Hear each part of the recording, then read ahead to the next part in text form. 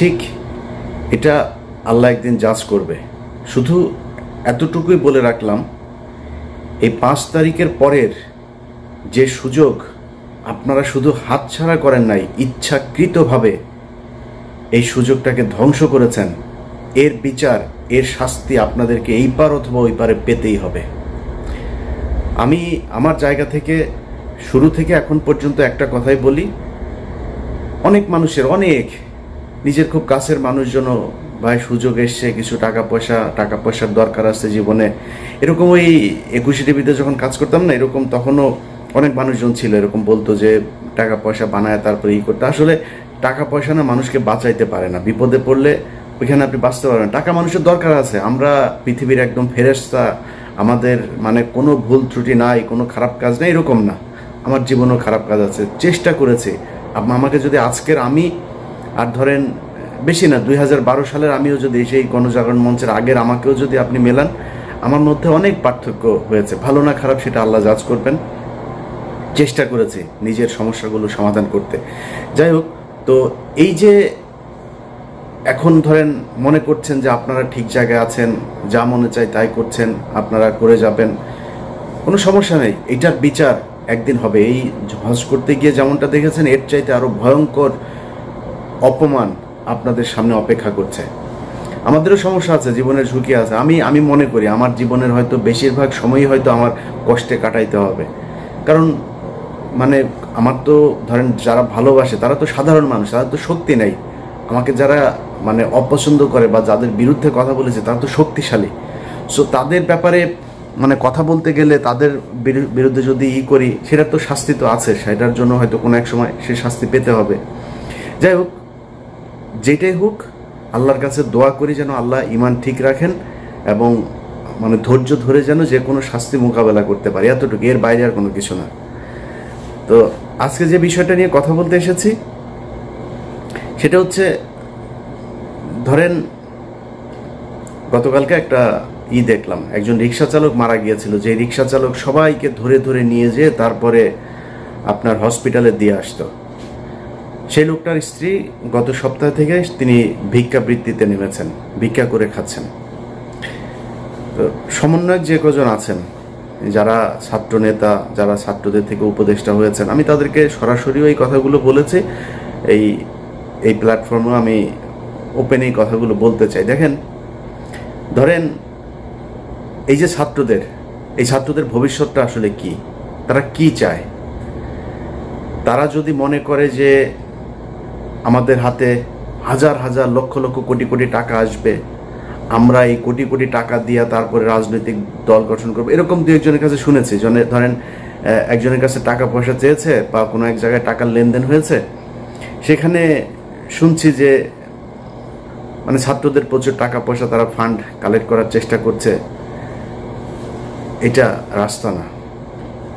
আপনি কত হাজার কোটি টাকার মালিক হবেন? জামায়াত হচ্ছে ব্যাংকের মালিক, বিশাল বিশাল আর্থিক প্রতিষ্ঠানের মালিক। বিএনপির এরকম নেতা আছে যারা কিনা আওয়ামী লীগের সময়ে যত টাকা মান্থলি ইনকাম করতো, তাদের ব্যবসা প্রতিষ্ঠান, ব্যাংক, বিমা কোনো কিছুই বন্ধ হয়নি। এরকম অনেক নেতা আছে। আওয়ামী লীগের পরিবারের সাথে তাদের পরিবারের বৈবাহিক সম্পর্ক হয়েছে। তাদের সাথে আপনারা টাকা নিয়ে পারবেন? কত টাকার মালিক হবেন বলেন আপনি? টাকা পয়সা দিয়ে নতুন করে কোনো রাজনৈতিক দল আপনি দাঁড়ায় যাবেন, এই সুযোগ নাই। কিন্তু একটা সুযোগ আপনাদের হাতে এসেছিল, সেটা কি?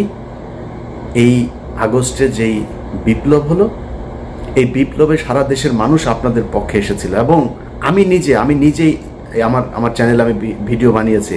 এখন আমি বলছি না যে আমি নির্বাচন চাই, আমি নিজে বলেছি 20 বছর 25 বছর যত বছর মনে চাই ইউনূস সরকার ক্ষমতায় থাকুক। আমরা এখানে উদযাপন করেছি, মনে করেছিলাম যে আমরা বোধহয় স্বাধীন হয়ে গিয়েছে। মিথ্যা, সব কিছুই ভুল ছিল। এই স্বাধীনতার ঠিক আগের যে সময়টা ছিল, সেই সময় আপনাদের সাথে বাংলাদেশের মানুষ যেইভাবে এসেছিল, আপনারা তাদেরকে রাখতে পারেন নাই। কেন পারেন নাই? কয়েকটা মানে খুব বড় করে 2-3টা জিনিস বলি। দেখেন পরিবর্তনটা হয়েছে কোথায় আমাকে বলেন। আজকের যে বাংলাদেশ, এই বাংলাদেশের সাথে যদি আপনি শেখ হাসিনার বাংলাদেশকে মেলান, মানে কম্পেয়ার করেন, আচ্ছা, কম্পেয়ার করলে ধরেন একটা সাধারণ মানুষকে যদি আপনি জিজ্ঞেস করেন তার যে জিনিসপত্রের দাম কিনে খেতে হয় সেটা কি কমেছে? এটা সমস্যা না, একটা নতুন সরকারের জন্য ধরলাম 1 বছর 2 বছর তারা কষ্ট করবে, কোনো সমস্যা নাই, কষ্ট করুক, কিন্তু সেটার জন্য তো আপনার কিছু করতে হবে, তাই না? একজন মানুষ মনে করেন যে বিদেশে যাবে, তার বিদেশে যাওয়ার জন্য আগে কয় টাকা দিত সে? আগে যদি নাকি মনে করেন সৌদি আরবে যেতে 7 লাখ টাকা, 6 লাখ টাকা, 5 লাখ টাকা দিত, তাহলে আগের সরকারের সমস্যা ছিল, দুর্নীতিগ্রস্ত ছিল, তারা বিভিন্নভাবে দালাল টালাল এইসব করে টাকা পয়সা করতো। এই জন্য ইন্ডিয়াতে যেতে লাগে 1 লাখ টাকা, 1.5 লাখ টাকা, আমাদের এখান থেকে 7 লাখ টাকা লাগে। মালয়েশিয়াতে যেতে 60,000 70,000 টাকা লাগে, আমাদের এখান থেকে লাগে 5 লাখ টাকা। ওমান, কাতার, দুবাই, মধ্যপ্রাচ্যের সব দেশে একই অবস্থা। এখন বৈষম্য কাটানোর জন্য বৈষম্য বিরোধী আন্দোলন হয়েছে, মানুষ রক্ত দিয়েছে, সেই বৈষম্য শেষ করার পরে তাদের তো কম লাগবে টাকা, তাই না? আসলেই কি লাগছে? তাহলে এইটার দায় কার? এটার জন্য তো আপনাকে জবাব দিতে হবে। আপনি যেটা শেখ হাসিনা পারে না সেটা আপনি করে দেখাবেন, এই জন্যই তো আপনাকে পরিবর্তন করে আনা হয়েছে। মানে সব কিছুর পর আমি এই যে যুক্তি দেখাচ্ছি, এটাতে আবার আওয়ামী লীগের খুশি হওয়ার কিছু নাই। তোদের আসলে মানে তোদেরকে নিয়ে মানে কথা বলার মতো এই মানে রুচিটাও, তোদের নিয়ে কথা বললেই মেজাজ খারাপ হয়ে যায়, গালাগালি করতে ইচ্ছা করে। তোরা তো মানুষ না, তোরা যদি মানুষ হইতে এতগুলো মানুষকে হত্যা করলি, তোদের মানে দলের ভিতরে ধরলাম সব অমানুষ, অনেক মানুষ বলে যে আওয়ামী লীগ আসলে সবাই খারাপ না, কিছু কিছু ভালো আছে।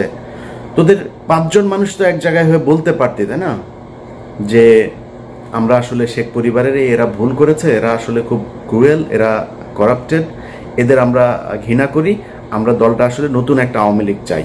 মনে কর তুই শেখ মুজিবের আওয়ামী লীগই চাস, ধরলাম এই গত 15 বছরে আওয়ামী লীগ চাস না, মাপ চেয়েছে কেউ এখনো পর্যন্ত ওদের ভেতরে মিনিমাম কোনো অনুশোচনা, অনুতপ্ত কোনো কিছু না। ওরা আবার করে, আবার আসবে, আবার ওইরকম করবে। এখন ওদেরকে সুযোগ করেও দিচ্ছে, এই সরকারই দিচ্ছে। সব কিছু যদি বাদ দেন, আপনি প্রবাসীদের টাকা পয়সার কথা বলেন, পুলিশের এখন পর্যন্ত আপনি জানেন আগের চাইতে বেশি ঘুষ দিতে হয় একজন ওসিকে একটা নিতে হইলে, একজন এসপিকে বদলে নিতে হলে, ভালো একটা পোস্টিং নিতে হলে। পুলিশের বউ, ঊর্ধ্বতন কর্মকর্তাদের বউ পর্যন্ত মাঠে নেমেছে এই টাকার কালেকশনে। একজনের বউয়ের ফোন রেকর্ডও আছে, এক ওসির সাথে কথা বলছে, নিজে করে, নিজের পরিবারের খুব নিকট আত্মীয় দিয়ে তারপরে ওসির সাথে ডিল করায়। তাহলে পরিবর্তন কি? এখন এগুলো সব কিছু নিয়ে কথা বলতে গেলে না, মানে সবারই মনে হয় সমস্যা হচ্ছে না, আমার একাই মনে হয় সমস্যা হচ্ছে। এই কারণে গতকাল আমার ফেসবুকের একটা পোস্টেও দিয়েছি যে খামাখা এত শত্রু বাড়ায় লাভ কি, সবার যেহেতু সমস্যা হয় না, আমার একা একা সমস্যা গেলে আমারও তো ইচ্ছা করে।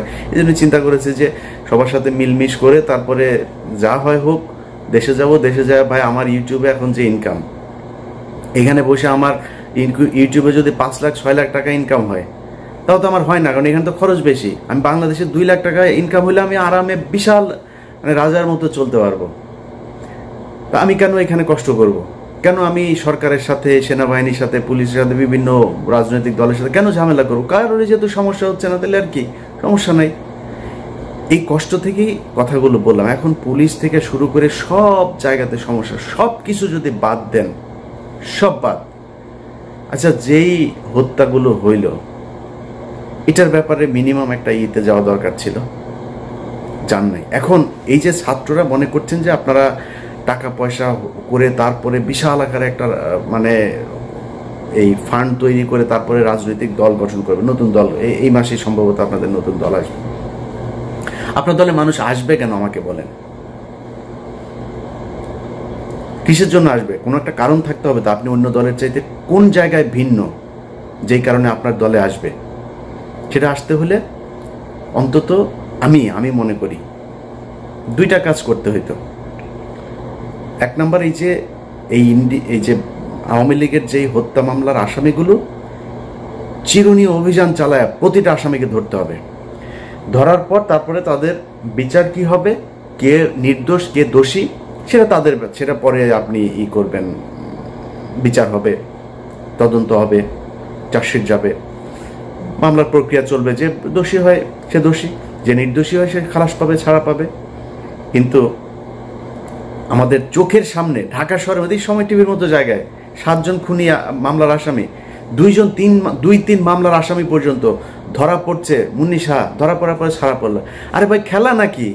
মানে হত্যা মামলার আসামি আপনি ধরছেন, মন চাচ্ছে ছেড়ে দিচ্ছে। হত্যা মামলার আসামিকে পুলিশ ওসিকে বলছে যে ভাই এখানে আসামি আছে, আসামি ধরেন, বলে ঊর্ধ্বতন কর্মকর্তার ছাড়া ধরা যাবে না।